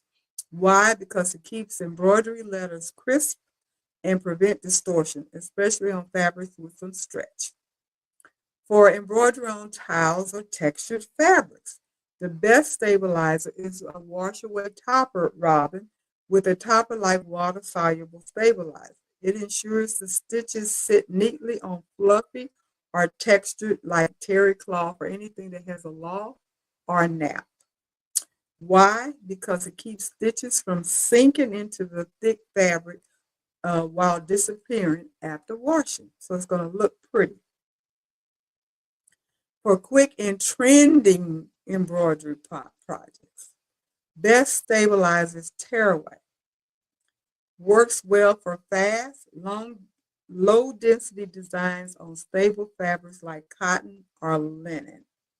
And I think that would be like your sketches and stuff, which I don't particularly care for those designs, but they're popular. Why? Because it's easy to remove while still offering good support during stitching. That's your tearaway.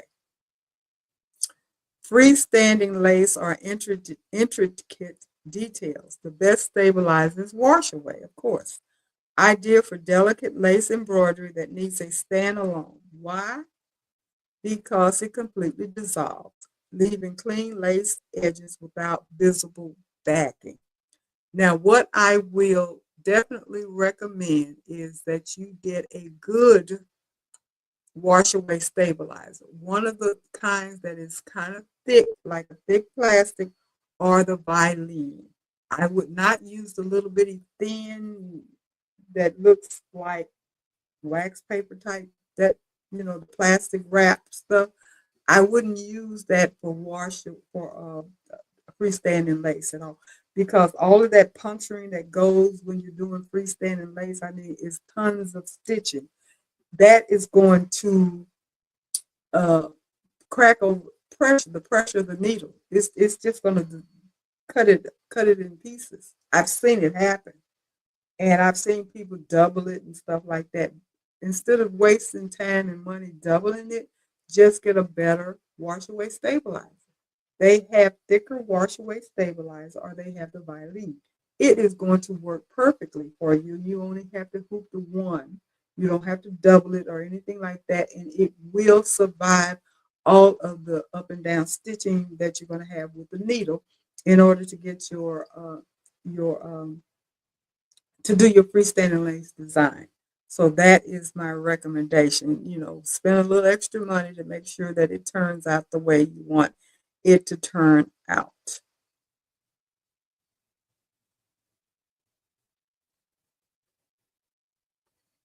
So they talk about fabric specific stabilizer and the recommendation. Again, for cotton shirts and linen gifts, the tearaway stabilizer is the best choice. Um, Provides temporary support and is easy to remove, perfect for crisp lettering or small motif. And that is when you're doing like the monogram or something like that, you can use a tearaway. You don't have to use a cutaway. If you're doing something that like a left chest logo or something like that on a shirt, you definitely need to use a cutaway. I use the no-show poly mesh uh, cutaway, and I have to be perfectly honest. I use that more now than any other stabilizer when I'm doing T-shirts, when I'm doing jacket backs, when I'm doing hoodies, all of that stuff, because it is very soft, like the fabric. So, like the fabric of your item, and so you don't get the shadow that you can possibly get with the cutaway uh, stabilizer when you cut out a big piece and then you can see that big piece through the shirt because it's so dense. If you use a no-show poly mesh, it is most likely you're not going to see it. So that's why I use it because it makes it a better product. They said for sweatshirts, polos, and fleece, use the cutaway, prevents fabric distortion, keeps embroidery elements intact over time. And of course, we talked about the towels and the wash away and why. Silk, velvet, thin fabric, heat away, protects fragile fabrics without adding bulk. Um, so my one time that I tried to use the heat away was on silk, and I wasn't as successful as I had hoped to be. That heat away just kind of crumbled all up and everything, and I didn't like the way the stitching came out. I don't know, like I said, I think part of it was user error, and the other part was the product. And I only tried it that one time, and I haven't tried using it since. When I looked at my compass, um, didn't look at the compass for that particular project, which I wish I had. Um, they gave me a different. They gave me a different product. Let me see if I can find silk on here. Satin. Let me see what satin says. Satin, polyester, or acetate, because I think it was actually satin. It wasn't silk. Um, on satin, it says a medium soft tearaway or heavy soft tearaway for more detailed designs or higher stitch count. That's what they're telling you to use on satin. And I have to tell you, I did do a project. I did a satin uh, graduation sash, and I did use the tearaway, and I was a lot happier with the results. I didn't use the melt away because I wasn't going that route anymore. I didn't like it. And so it worked much better. It tells you what needle to use, and it says hoop tearaway in with fabric. If puckering is detected, do an embroidery, slide additional layers of the lightweight tearaway between hooped items and machine table. So basically what they're saying is put one layer down and you start stitching. If you look like it's puckering, just stop, put some extra tearaway in there and then keep stitching, which I've done that before and it does work. So I would not, I have yet to find anything, well, take that back. I only used the heat away once. I wasn't successful with it. I didn't like it. Am I going to try it again? Probably just to learn how to use it, I guess, and see if it's something that I can eventually use and recommend. But right now, I'm not recommending heat away. If anybody has used a heat away stabilizer and been successful with it, let me know because I haven't. And I would love to know if you've used it. And if you have, were you successful? And if you were, what brand did you use and what project did you make, if you don't mind sharing? Because I would like to be able to use it, but I wasn't successful. So I was like, I'm not doing this. I am not doing this because it was not working for me. It was basically a hot mess, and I'm just gonna be honest about it. It was a hot mess. I did not. It did not come out the way I wanted.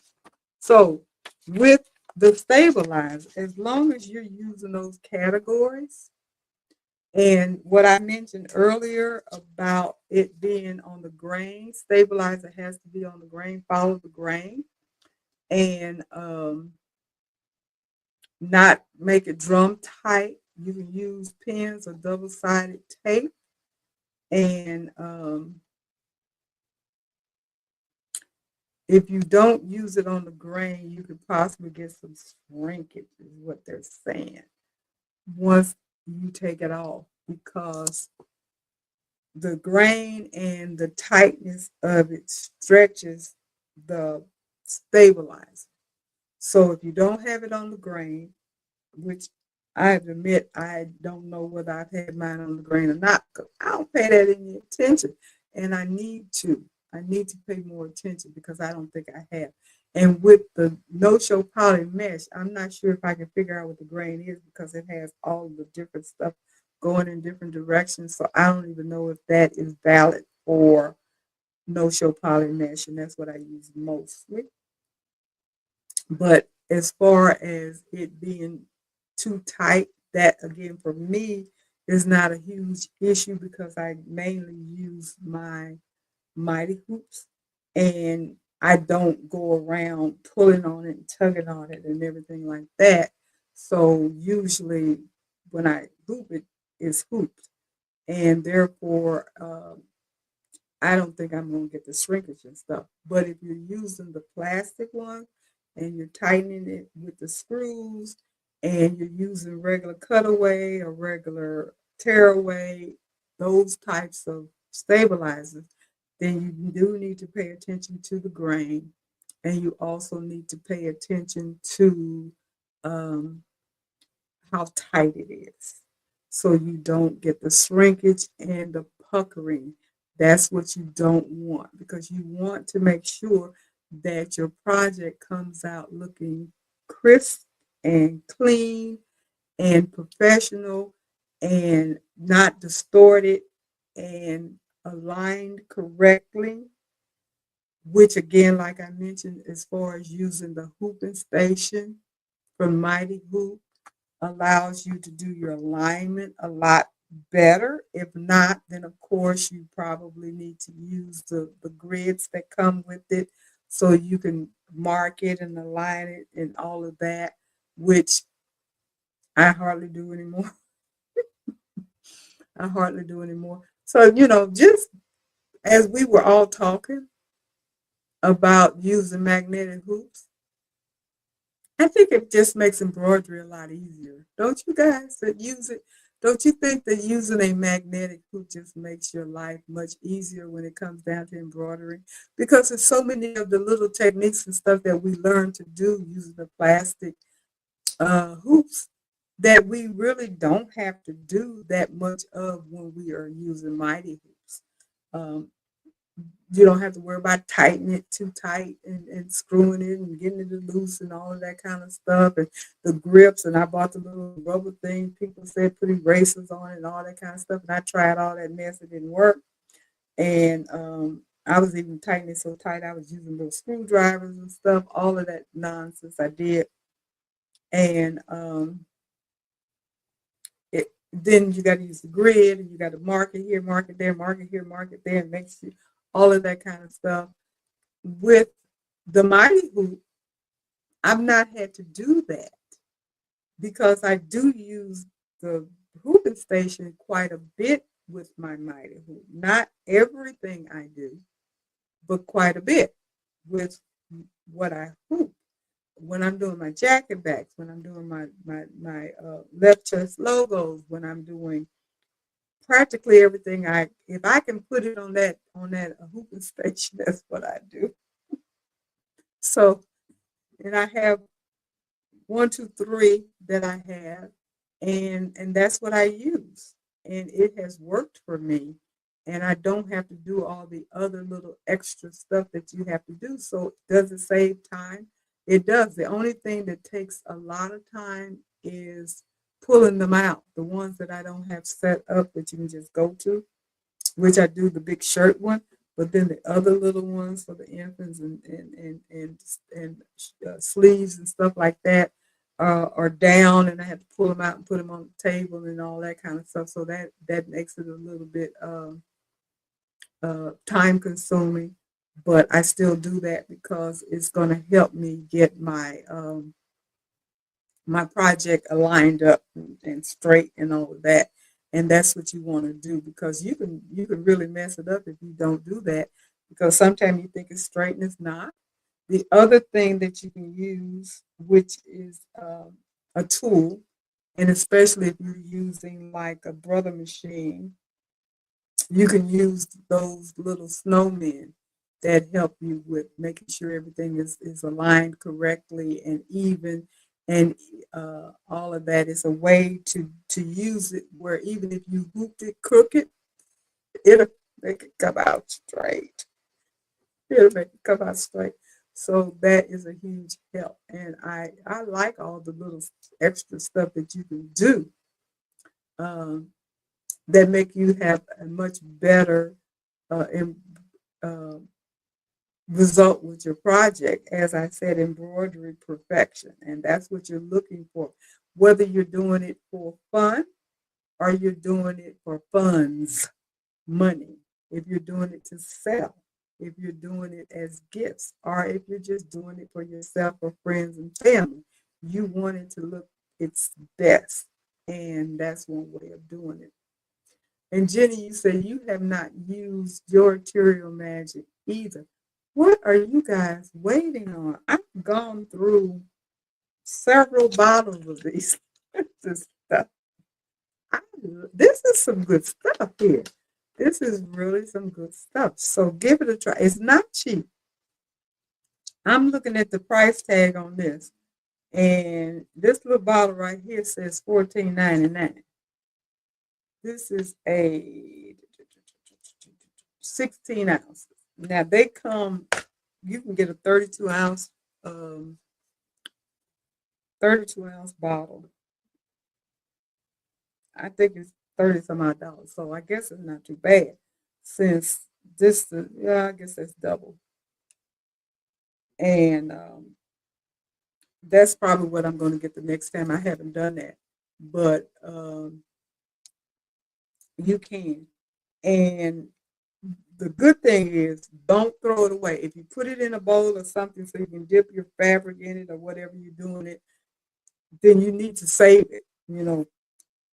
What you don't use, put it back in your bottle so you can use it again. Don't just put it in their basin and just toss it out, because that's wasteful. You can use it again and again and again. And I don't concentrate. Now, some people have concentrated it to use it to spray on like the quilting or whatever, instead of using Best Press. I use Best Press or what is it, Faultless spray. That's what I've used.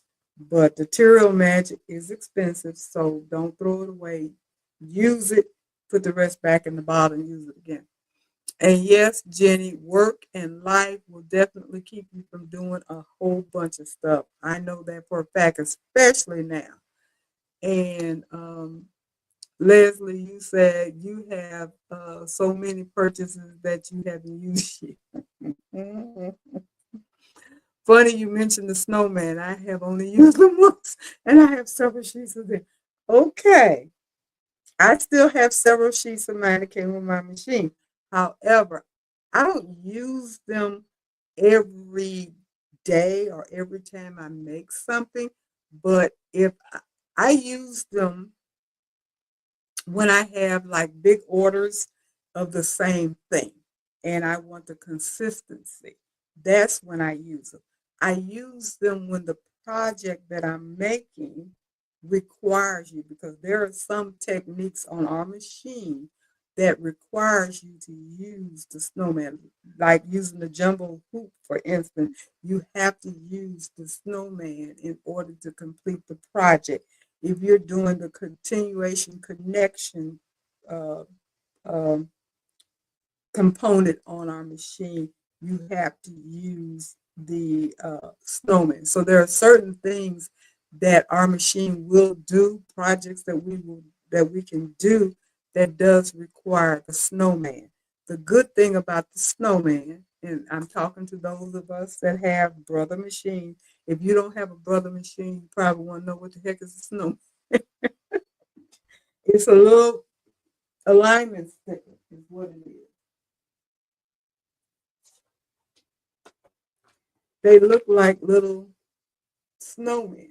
See, big and small, they look like snowmen. And it came with our machines, with the brother machine. And it's an alignment sticker. But our machine is programmed to recognize the snowman. So that's why we use them, because it'll tell you where to put the snowman. Where you align it, the machine will find the snowman, and then it will align your project where it will make that your center point. If that's where you want your center point to be, or your connection point, or whatever it is, if you put that snowman there and run it through the process and it recognizes it, then it tells you to take it off and you can use it again. I don't know if you can tell, but some of these have been taken off and put back on, because you can use them until they don't stick no more. That's one reason why I haven't run out of them, because I use them over and over again. And then it will find that spot and go right there. So therefore you have uh, programmed your machine to hit that spot, and everything will align up the way you want it by using that snowman. And Becky said, I use the snowman most all the time. Oh, that's cool. You're good. You're good. And they are reusable. And I have many also, but they haven't been used. And then you said Plus and Breeding has it in their program now. So yeah, you can create them by using it through the ingredients. So that even saves time and money, and you don't have, and you can buy more if you ever run out. I've not run out, and I've had this machine for over 4 years now, and I haven't run out yet. And that was the only pack that I got. So that tells you I don't use them a lot, but I do use them.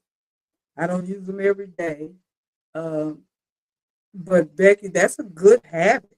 That's an excellent habit. I probably need to do that, but I haven't. I haven't done that. Um, like I said, I use them mainly when I'm doing multiple projects and I want everything to come out exactly the same in the exact same spot. Then I would use my snowman, and it works well for me. That with my um, mighty hooping station, and I'm golden on that. It works. I've not used the Embroidery program to do the snowman yet, but I think I have it set up, because we talked about that, and I think I worked on it, and I have it, but I haven't used it yet. I need to do that.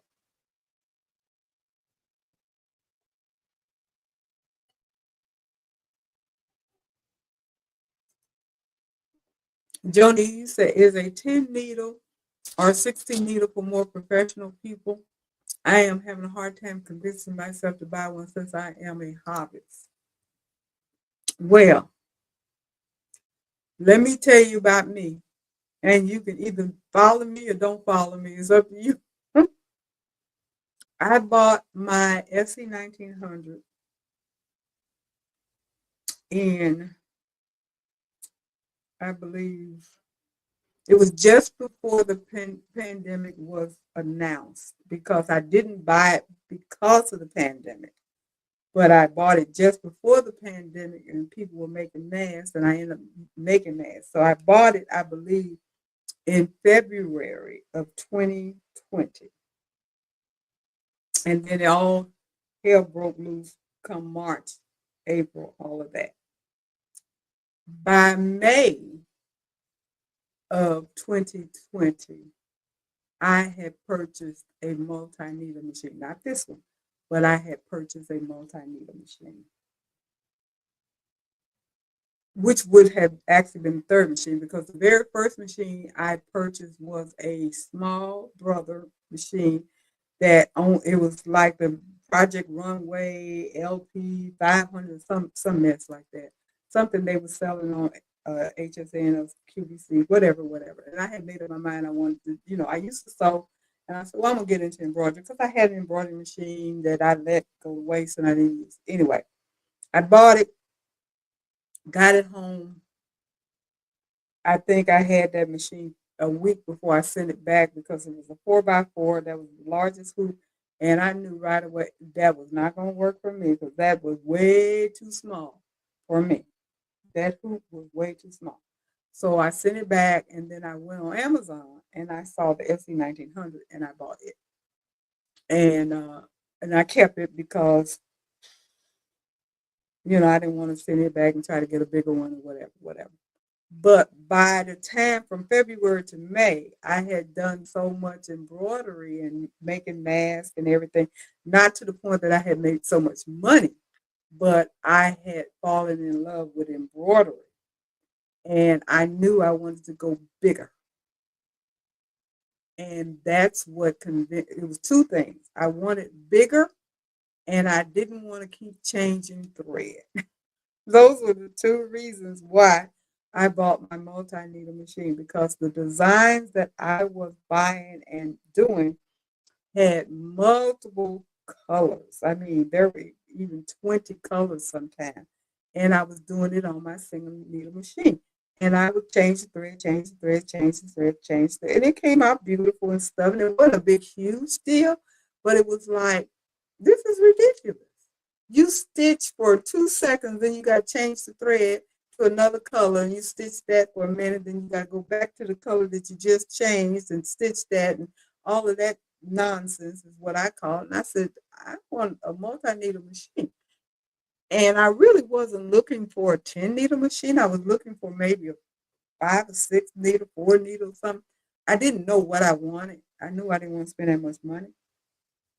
But as I looked into it, I decided on what I bought. And that's what I ended up getting. But that was me. And I don't regret it.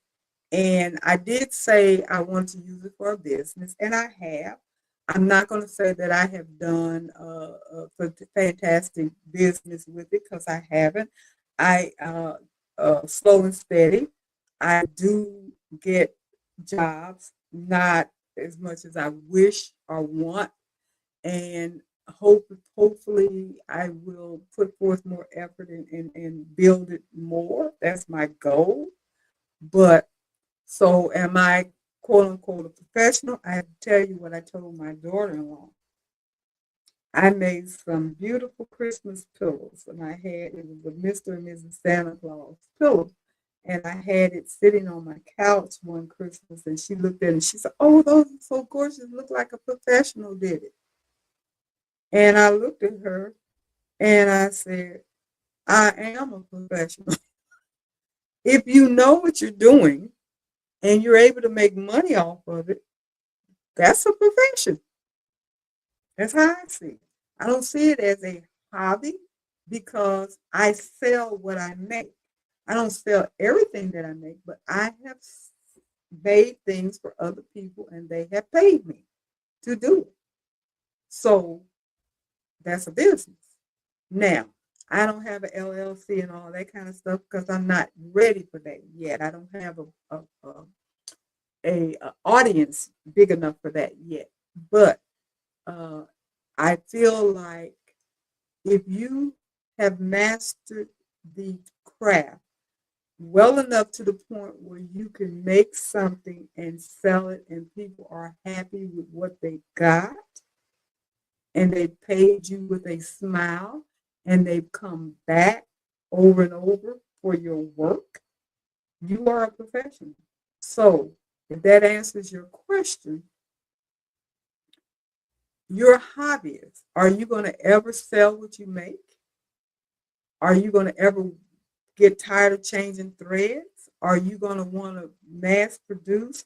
I mean, it just depends on what you want to do, whether or not you can or should get a multi-needle machine. Now, for me, I am totally content and happy with the fact that I bought a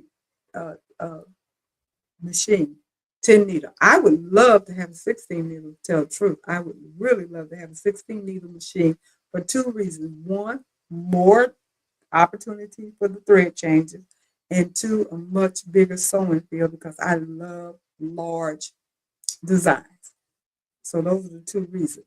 However, I crave illuminator. And if I ever get the opportunity, that probably would be the next machine that I purchase. not an Avenir, but the Luminaire. I don't really think I need an Avenir. I don't want to spend that kind of money. I feel like because the Avenir is out, the Luminaires have come down a bit, and that would be more in my price range. And it does practically everything the Avenir does. All of that other extra stuff that the Avenir does, it's just more opportunities for the machine to have issues. So a luminaire would be perfectly fine for me. And that's a single needle machine.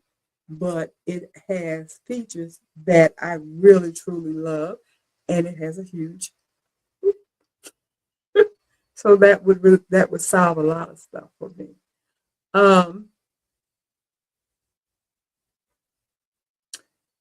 Leslie, what did you say? You got the multi-needle machine because of the thread changes are easier. Still have the flatbed, but my automatic thread changer broke, so manual thread and changes are problems until I get it fixed. Um, Joni, Leslie, yes, all the thread changes are a pain for many designs. A 10 needle would be so cool to have. That is true. It would be. And it offers a lot besides the thread changing. Trust me, this machine does a whole lot of stuff that we haven't even touched the surface on. I'm still learning how to do things on this machine because it can do a whole lot. It really can do a whole lot. And I want to be able to do everything. Uh I can't imagine doing the design by Juju Christmas without my multi-needle machine. But um, who did? Excuse me. Get some water. Robin did it. Leslie, Robin did it. And who else did it? Somebody else did it on a single needle. I think Andrea did it on her single needle machine. So it can be done. And Jenny said, that's right, you're a professional. Well, I do honestly, thank you, Jenny, consider myself a professional because I do know that I have been able to produce products and sold them, and people have been happy with them. So just like Jeanette, I I I'm not going to say that I'm an expert yet because I know it's still a lot for me to learn. But yes, I am a professional, and yes, I feel like I can do a really good job because I'm very conscientious on what I do, how I do it, and what it looks like before it leaves my door. Even if it's for me, I make sure that I represent, like Jeanette has always said, other people see your work. And if they see your work is sloppy, that's your reputation is going to tank. So I want to make sure everything that I do looks good, whether I'm doing it for myself or I'm doing it for someone else that has paid me, or even if I'm doing it as a gift. I want to make sure that it looks good.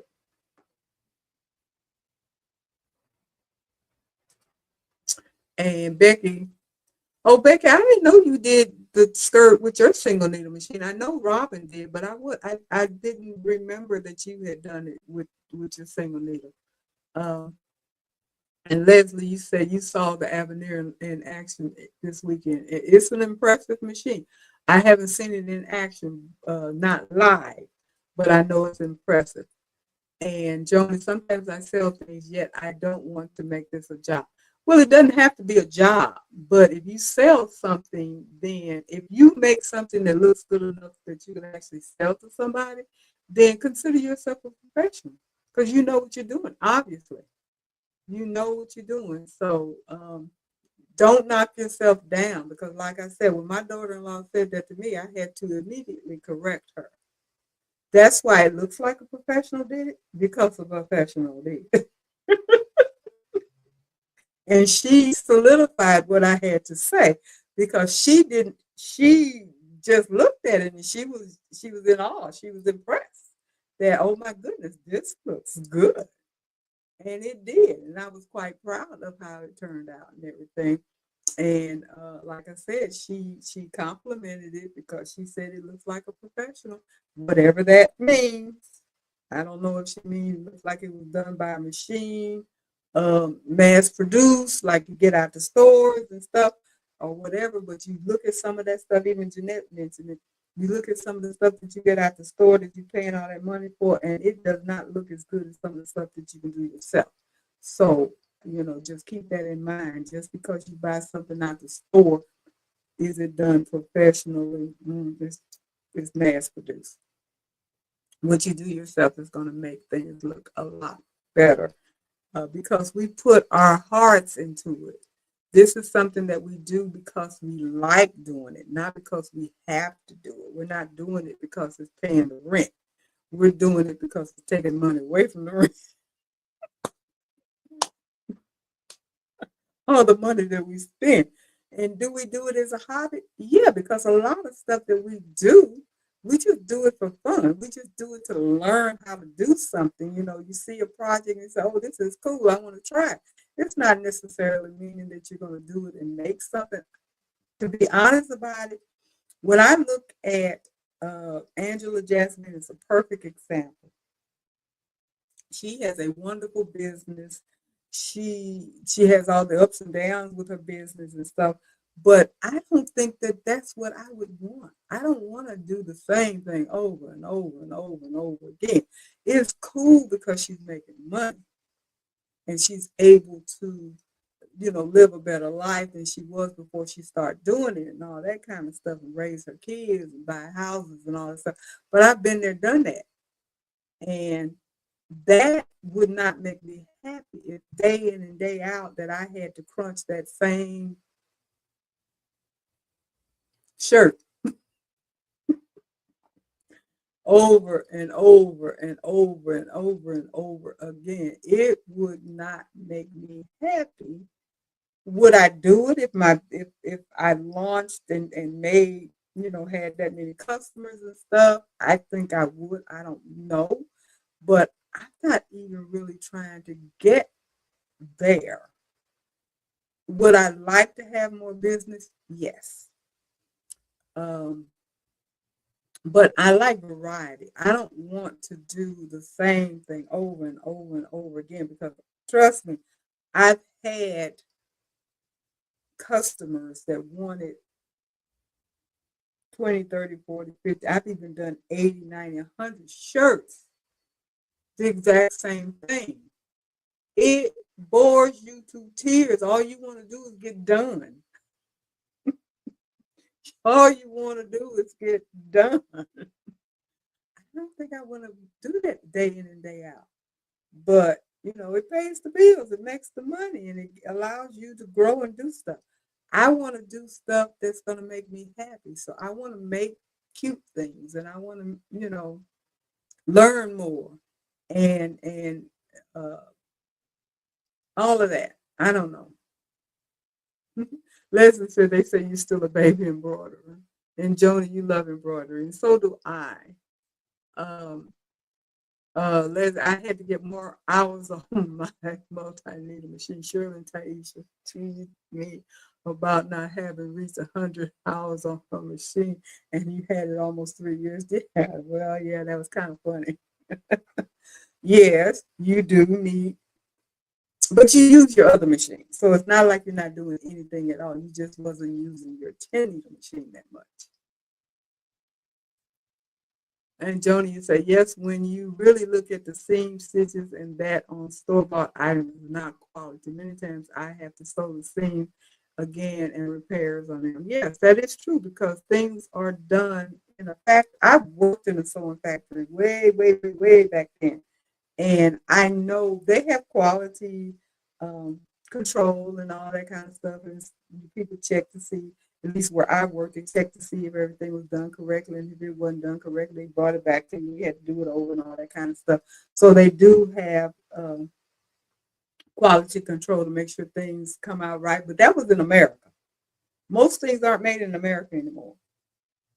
So I don't know what the inspection and quality control is like when you're going to these places over, China and Taiwan and all the other places where people make stuff for nickels and pennies and stuff, and then we paying all this money for it. and you know it's not quality because you know it's not quality. But it is what it is. It is what it is. But anyway, ladies and gentlemen, if there are any out here watching and listening and everything, it's been real. It's been nice. I do appreciate you guys for stopping by, spending time with me, and asking questions and making comments and keeping everything alive and active. Hopefully, I gave you some useful information. I always try. I still need you guys to give me suggestions, recommendations, all of that stuff so I can make sure I bring information to you that you can use.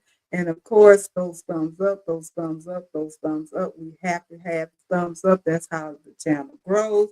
And as I mentioned earlier in the live stream, my immediate goal is to get to 2,500 subscribers. I need about 300 plus more subscribers, and I want to get them quickly because I have a bigger goal for the rest of the year.